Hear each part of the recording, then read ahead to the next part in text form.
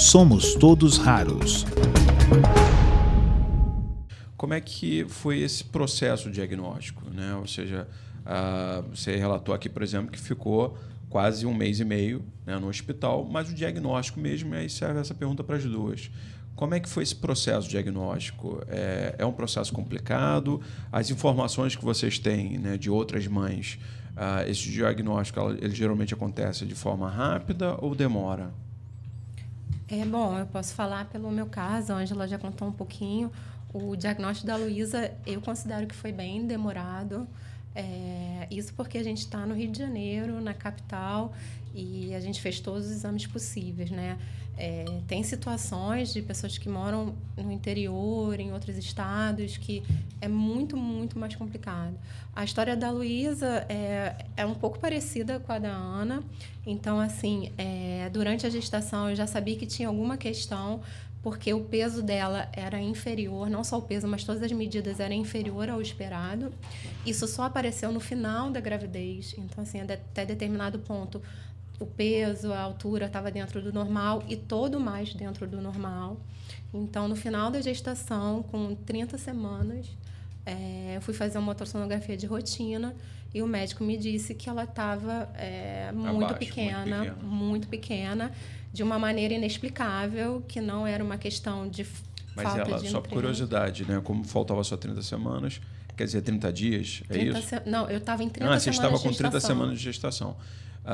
Ela perdeu peso dentro da barriga ou ela parou de engordar? É como se ela parasse. É como se ela parasse de engordar. Eles fazem umas medições, né, do bebê pelo ultrassom. Aí faz uma estimativa. Faz uma estimativa. Então, é como se ela tivesse parado de ganhar e dentro do percentil que eles calculam, ela ficou muito abaixo. E, a partir daí, eu comecei a questionar o que poderia ser aquilo. A primeira pergunta que eu fiz foi, ela vai ser anã? Né? O que significa ela ser pequena? Não, a anã ela não vai ser porque ela é simétrica, né? Ela é toda pequenininha igualmente. E conforme mais eu questionava, eu queria respostas e ele falou, bom, como não é nenhuma questão de passagem de nutrientes para ela, né? Porque a sua placenta está normal, enfim. Não disse uma série de explicações médicas, provavelmente alguma questão genética dela. Aí acendeu aquela luz, mas o quê?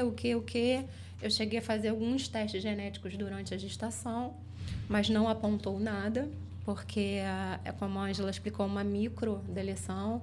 No caso da Luísa, não aparece nos exames principais que a gente faz genéticos. Então, só me restava esperar ela nascer.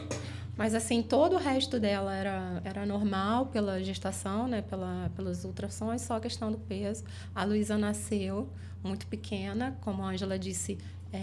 Também com 1 quilo e pouco também? 1,8 kg que a Luísa tinha de tempo normal de gestação. Assim, a gente chama de bebê pig, porque chama prematuro para a idade gestacional.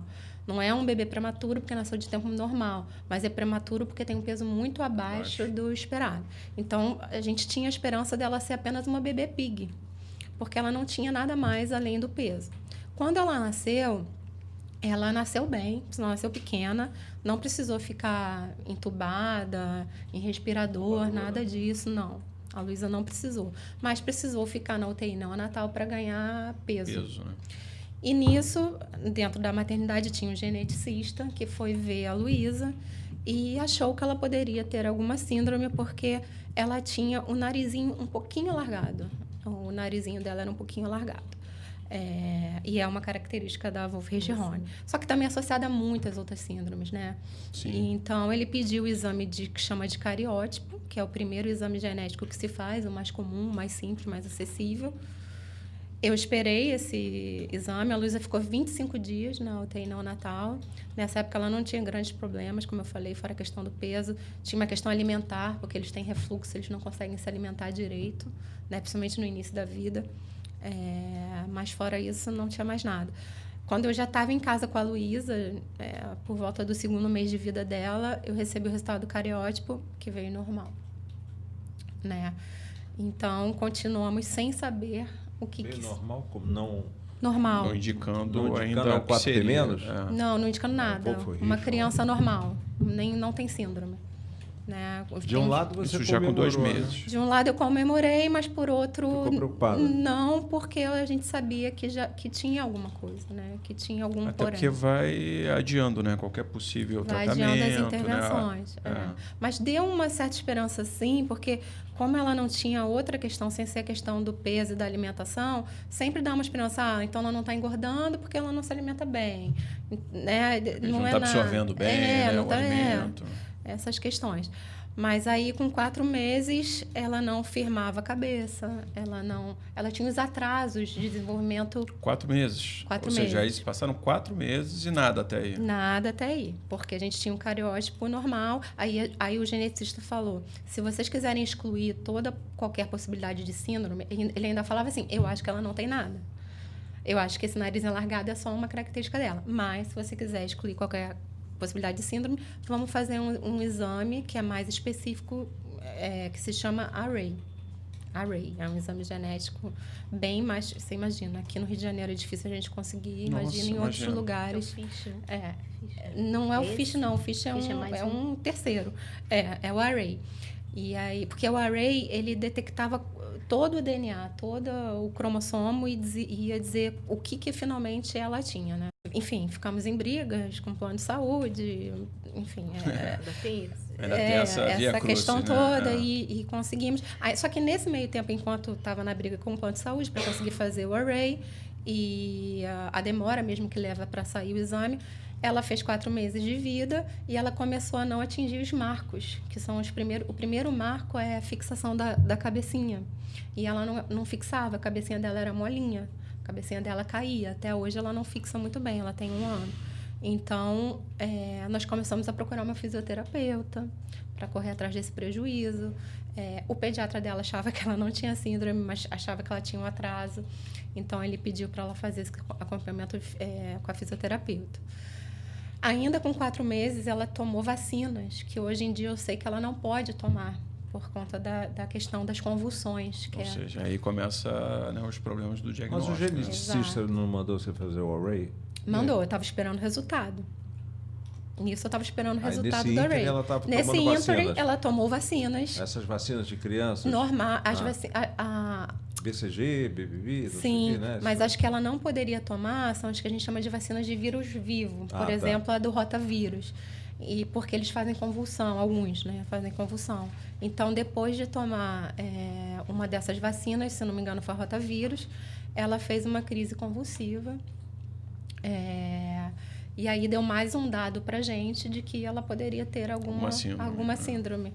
E aí, depois de um tempo, com 6 meses de vida, Nossa, a gente 6 meses teve só. o diagnóstico da Luísa. E foi Por esse exame do Array? pelo Array.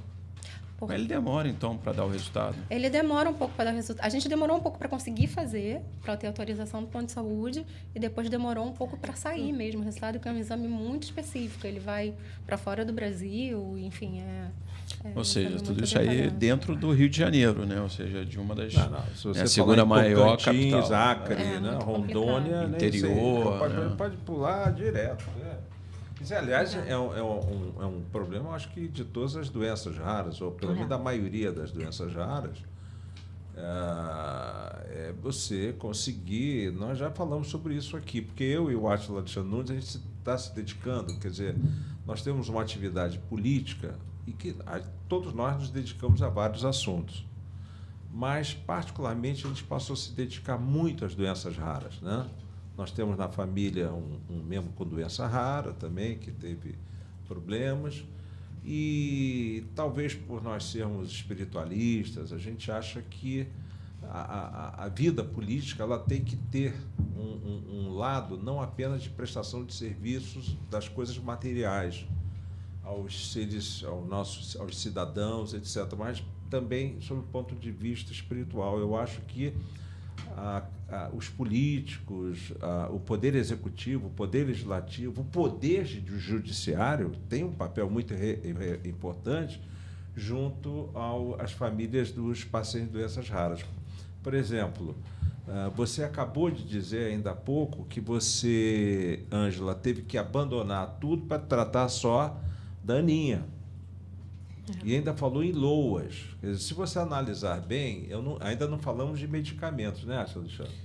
Não sei.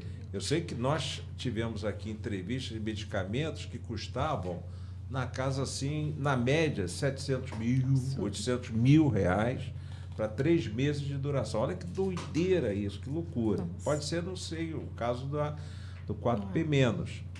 Mas eu digo a você, eu cheguei a uma conclusão acompanhando, né, a saga das famílias dos pacientes de doenças raras.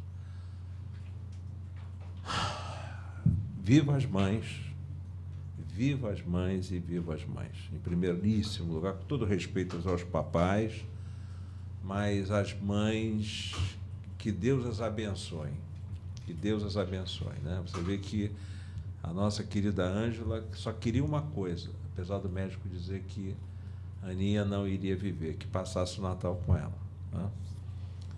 E eu acho que atinge profundamente a família, às vezes mais até do que a criança ou filho, que é portador da doença rara. Porque tem algumas doenças raras que você sai até da realidade e você não sente tanto. Mas a mãe, o pai, a família, mas principalmente pai e mãe, né?